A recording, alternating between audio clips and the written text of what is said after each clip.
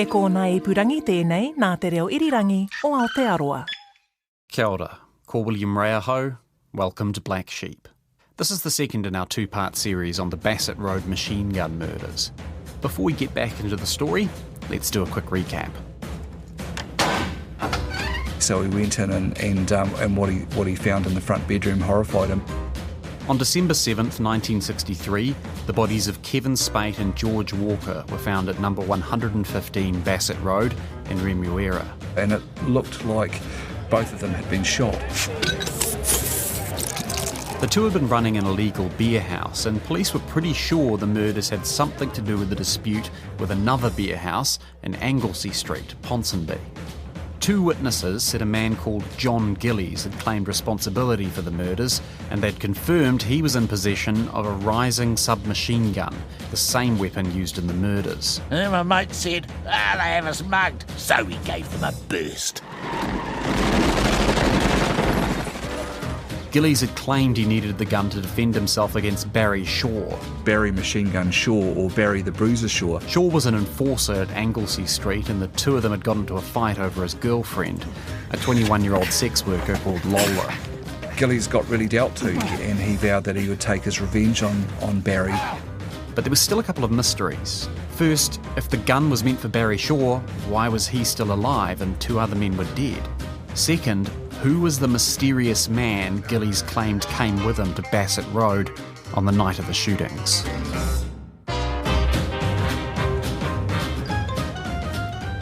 They didn't know it yet, but the police had the answer to these two questions right in front of their noses.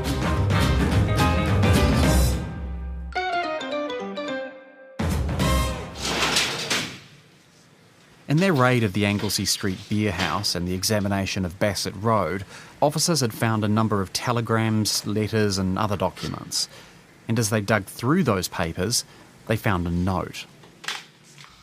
Dearest Kevin, I'm very sorry for what has happened between you and I, but Jerry came up and sprung all your bags. He couldn't get over it. However, we're the only ones that know about it. He's forgotten what has happened. But I'll never forget you, Kevin.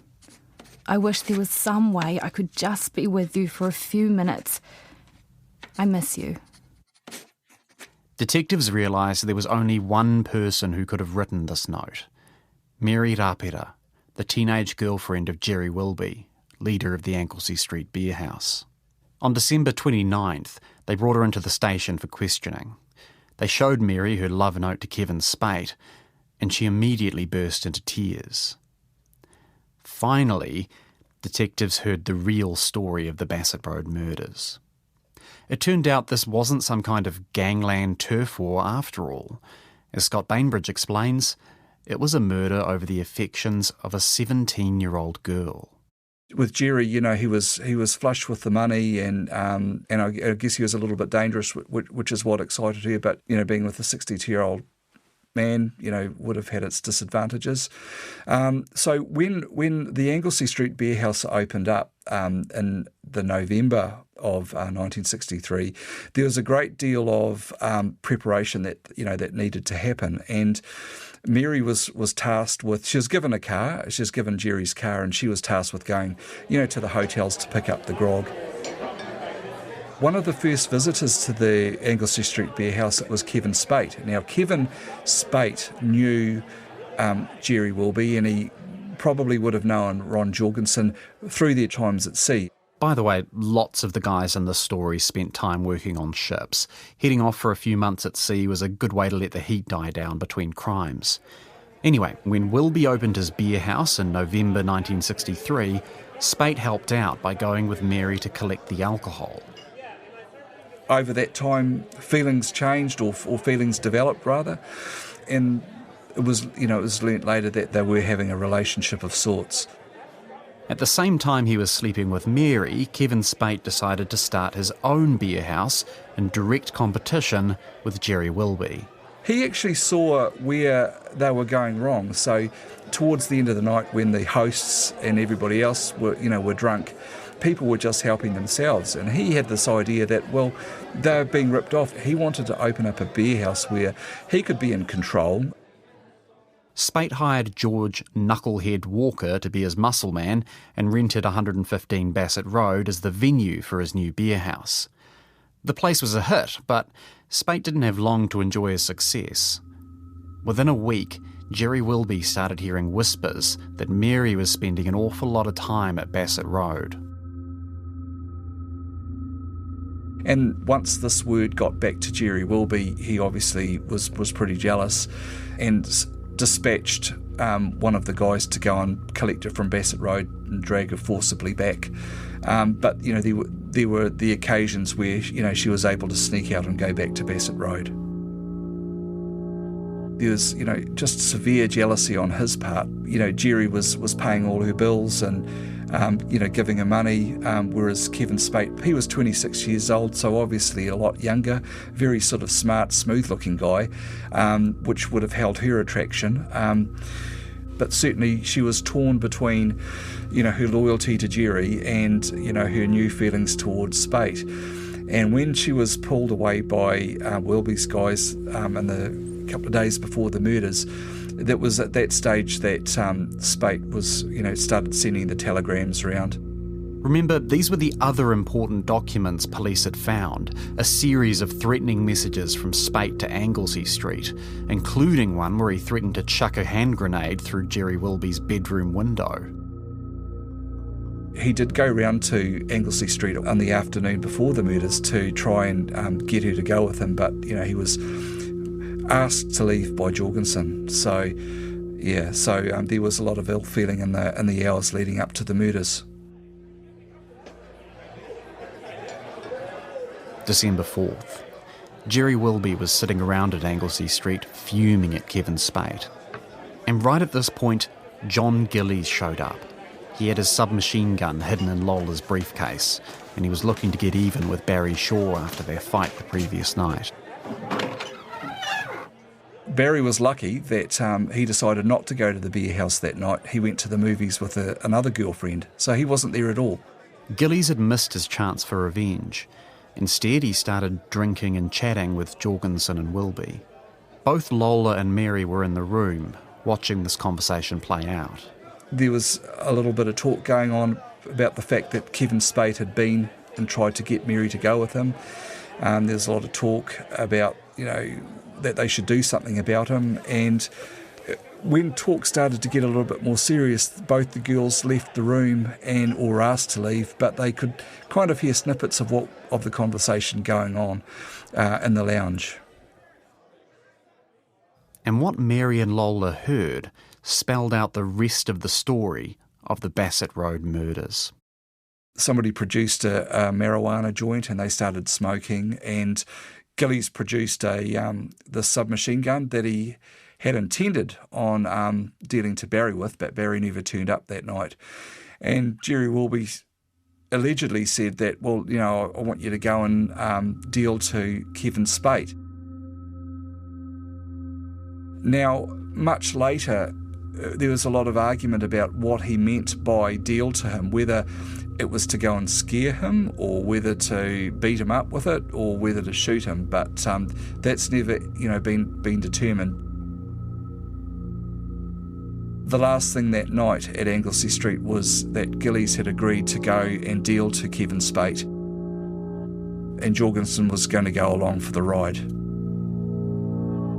Police finally had the identity of the mysterious second figure who Gillies said was in the room when the murder happened. Jerry Wilby's right-hand man, Ron Jorgensen. And it was mainly because Gillies was only new to Auckland and had no idea where Bassett Road was. Jorgensen, had been in Auckland for a wee while and knew his way around, so it might have been that he offered to drive Gillies to Bassett Road.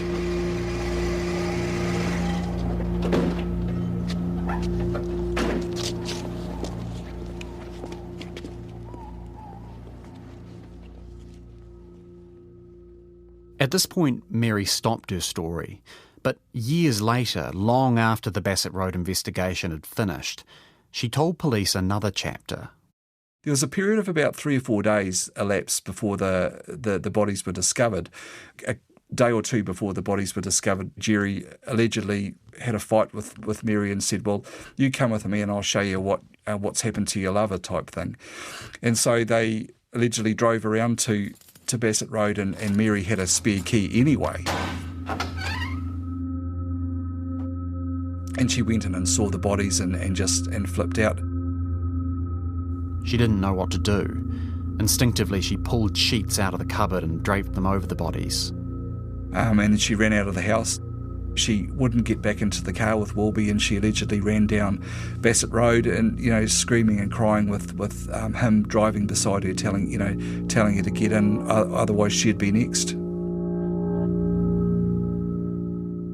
There's something else which came out years after the investigation. It's a story Scott Bainbridge heard while researching his book. Scott says there might have been a fifth man in the room when George Walker and Kevin Spate were killed. I was approached by one elderly guy, his name's Poogie.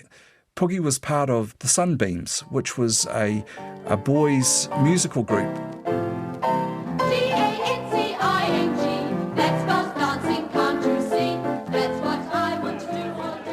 They would go to talent competitions, but they were also favourites of a lot of the beer houses. They'd come and provide musical entertainment. Now, one of the younger guys, Tim, he had the habit of, if there were remnants of beer in people's glasses, he'd go and drink it, and then he'd go to sleep somewhere, and he had the habit of going to sleep in people's wardrobes. These boys, the Sunbeams, were apparently at Bassett Road that night, and when they left, they forgot to take Tim, who says that he was asleep in the wardrobe.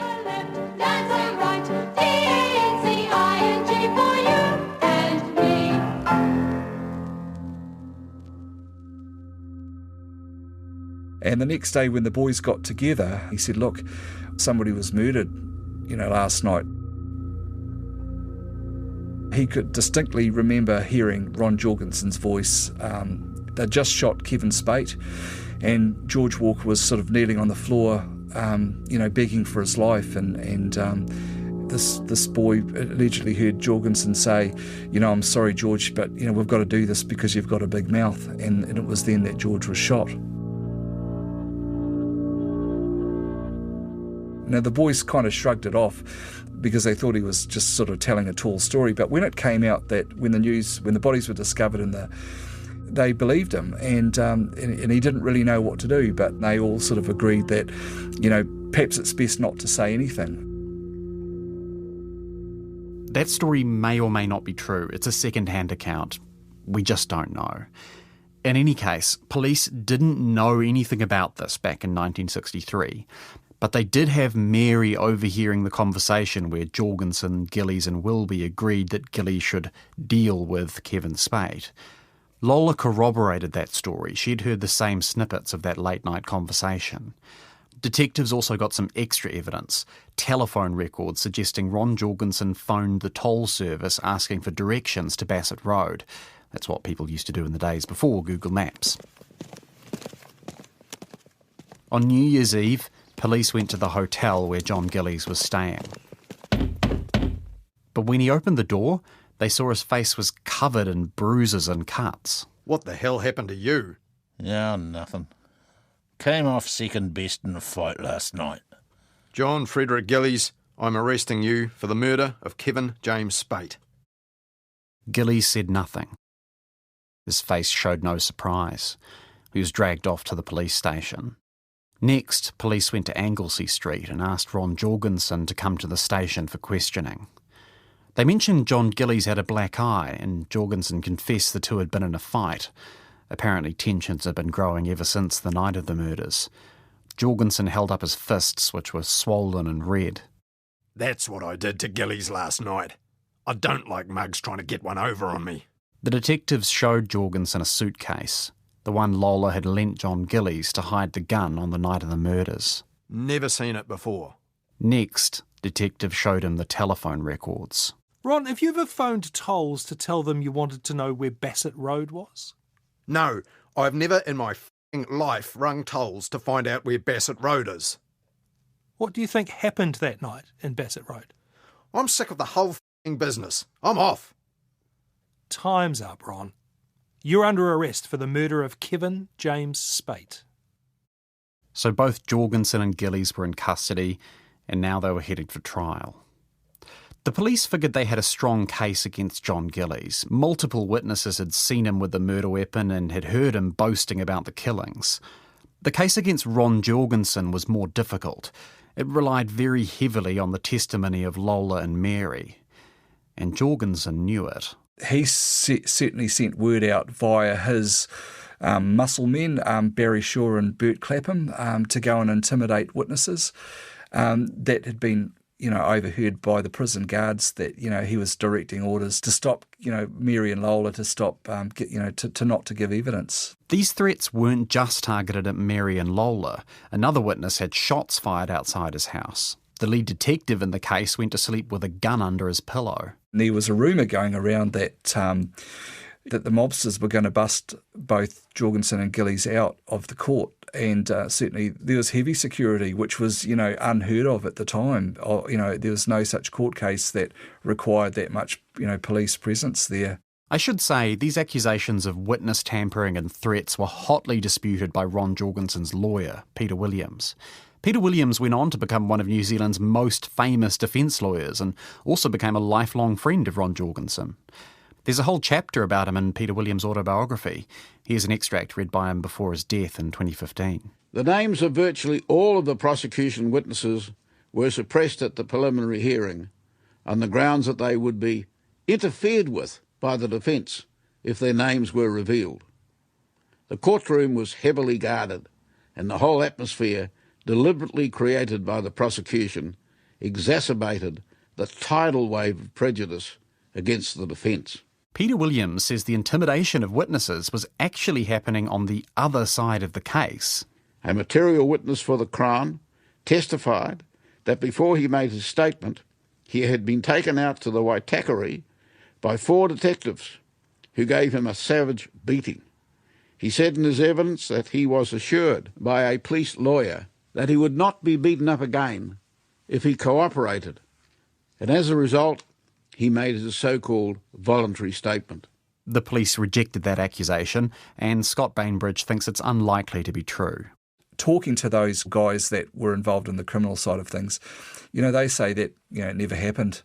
Barry Shaw said that he did have a few fights with the police, fist fights, but, he said that he admitted that they were usually initiated by him. In the end, it took just 3 hours for the jury to convict Jorgensen and Gillies for murder. They were both given life sentences. As for Jerry Wilby, the guy who's actually alleged to have ordered the killing, he was never charged with any crime related to the Bassett Road murders. There just wasn't enough evidence against him. Detectives might have been hoping that Jorgensen and Gillies would turn on him during the trial. If so, they must have been disappointed. But the story isn't over yet. The most interesting part of the Bassett Road saga is what happens after Gillies and Jorgensen are convicted. Ron Jorgensen launched a massive campaign for his release with the help of his lawyer and friend Peter Williams. The Free Jorgie campaign, that's well known by quite a few people. Yeah, he would use whatever platform he could to try and, get his case reheard, because of the fact that, he wasn't the trigger man and he was there and he didn't know that Gillies was actually going to fire the gun and kill the men. So, over the years he's garnered a great deal of support from a great number of people. While he was in prison, he learnt te reo and he translated te reo books into Braille. He was a prolific painter, and a painting by Ron Jorgensen was something to be had. So he garnered a lot of support. Possibly the most controversial part of the Free Jorgie campaign was a couple of letters John Gillies wrote to the Sunday News about a year after the murders. The police and the Justice Minister have got this whole thing all wrong. Jorgensen didn't shoot these 2 men at Bassett Road. I should know, because I was the one there. I shot Spate and Walker. Don't get me wrong. I didn't go to Bassett Road alone. I had a girl with me. She's the person who should have been standing alongside me in the dock at the trial, not Jorgensen. Gillies doesn't actually name the girl he says participated in the Bassett Road murders, but it's pretty heavily implied to be Lola. These allegations were treated seriously by police at the time, but Scott Bainbridge thinks it's very unlikely Gillies was telling the truth. Gillies was under intense pressure in jail. Jorgensen, he had great mana, and he was a very charismatic person himself, so he had a great deal of support amongst the other prisoners. And Gillies by now was a sworn enemy. They absolutely hated each other. So Gillies was beaten up and intimidated, and was forced to write this, letter of confession, which was, leaked to the Sunday News. Despite all this, the Free Georgie campaign failed. He got out on parole a few times, but was always returned to prison after breaching his conditions. His final release was in 1983, when he was paroled to his dad's house in Kaikoura. He didn't like his father. He never got on with him. There was no relationship there, but he was paroled to his house. And so Jorgensen sort of, had a small caravan at the back of his father's house, and the parole conditions were extremely stringent in that he couldn't get out of Kaikoura, so he was confined to the township. Jorgensen did manage to get some leniency. He was able to travel to Christchurch to help the famous businessman Bob Jones run for Parliament. He struck up a relationship with a woman down there, but by all accounts, he was pretty miserable. One night in December 1983, Jorgensen was seen standing with another gentleman on a cliff overlooking the Kaikoura coast, and a vehicle's there. The next morning, the car is seen in rocks off that cliff. And the car was all concertinaed, so, it had gone headfirst into rocks. The simplest explanation is that Ron Jorgensen committed suicide. But there are problems with that theory. There was nobody inside the car. And even if there was somebody inside as it concertinaed, there's no way they could have got the door open. So it lends sort of credence to the fact that there was nobody in the car in the first place. There's certainly no tyre marks to indicate that it had driven off. So if Ron Jorgensen didn't die in a car crash, what happened to him? In the days after his disappearance, Christchurch police busted a huge drug and burglary ring operating between Christchurch and Kaikoura. So there was some thought there that Jorgensen knew about it or was involved somehow, and tipped the police off, and as a reward or whatever, he was given a new life and identity in Australia. Even if the police weren't involved, lots of people believe Jorgensen ended up in Australia. Maybe he faked his own death to throw the cops off his tail. Some years after his disappearance, a number of people saw a man they believed to be Ron Jorgensen in Perth. One of them was an old school friend. One of them was a prison guard who knew him from prison.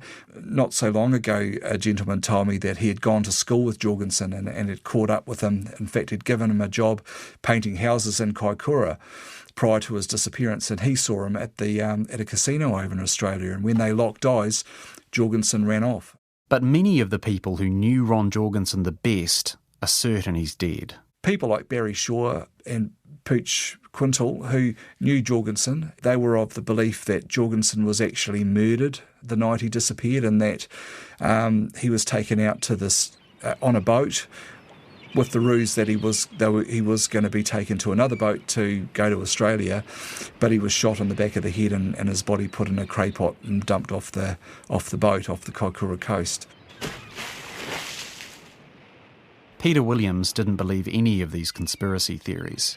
He always believed Jorgensen's death was a simple suicide. They really didn't give Ron a chance to rehabilitate, to resume any kind of normal life. He had to live in Kaikoura with his elderly father, who was in his 80s and almost senile, and Ron was not allowed to work. Some say he feigned his own death and is still alive, living incognito in Australia. But the fact that he has never communicated with me is clear evidence that he is dead. By the way, if you're interested in hearing more about this, Scott Bainbridge was involved in a TV documentary series called The Missing, which has an episode all about Ron Jorgensen's disappearance and the theories around it. Jerry Wilby also has a mysterious end to his story. That's absolutely bizarre, that particular case, because it occurred in that period where Jorgensen had disappeared himself. Jerry Wilby was now in his 80s. He was living elsewhere, but he came up to Auckland to visit or stay with his ex-wife. Wilby's ex-wife said he made plans to meet her one day, but never turned up. Eventually, his body was found, hanging by one leg from a wharf in downtown Auckland. The official explanation was that, this old guy was walking along the wharf and he must have tripped over a rope that was on the wharf and got his foot entangled, and, he didn't have the strength to free himself, and as the tide rose up, he drowned. But Scott Bainbridge spoke to people who knew Jerry Wilby, and they had another explanation for his death.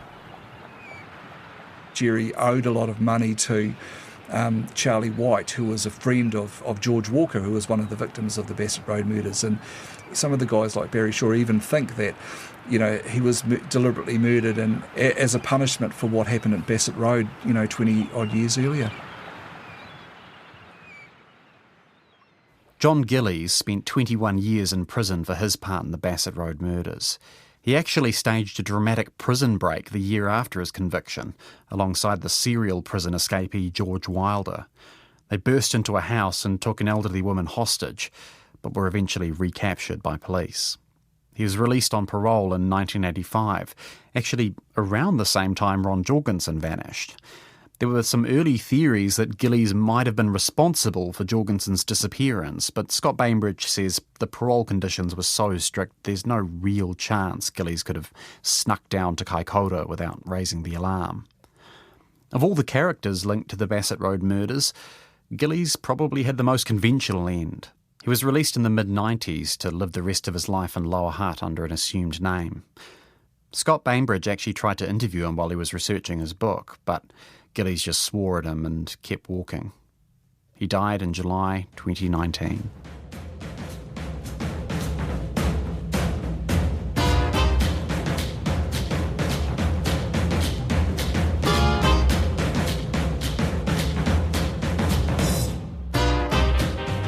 Very special thanks to Scott Bainbridge. His book is New Zealand's Gangster Killings, the Bassett Road Machine Gun Murders.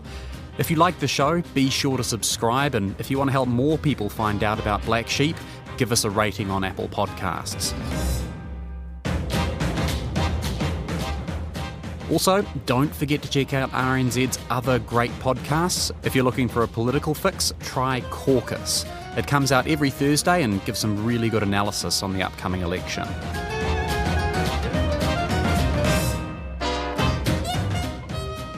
Black Sheep is written and presented by me, William Ray. Our executive producer is Tim Watkin and our sound engineer is Phil Benge. Our voice actors are Tianiwa Hurihanganui, Duncan Smith, Chris Reed and Colin Peacock.